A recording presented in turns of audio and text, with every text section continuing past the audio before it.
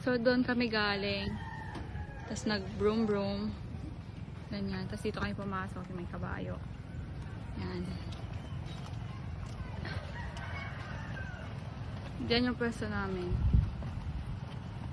May mga tent.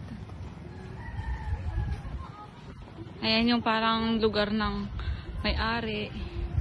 Tambayan. Jemerin Tulyao. Tapos sa baba, pwede rin tumambay doon. Ayan, iba't ibang tents. May cabin.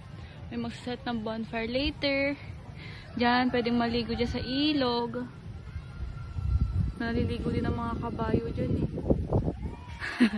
Ay, no, may tao doon. Akit, lapit na.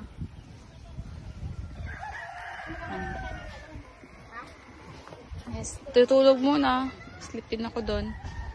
Bye. Before I get to let you know, I want to be sure.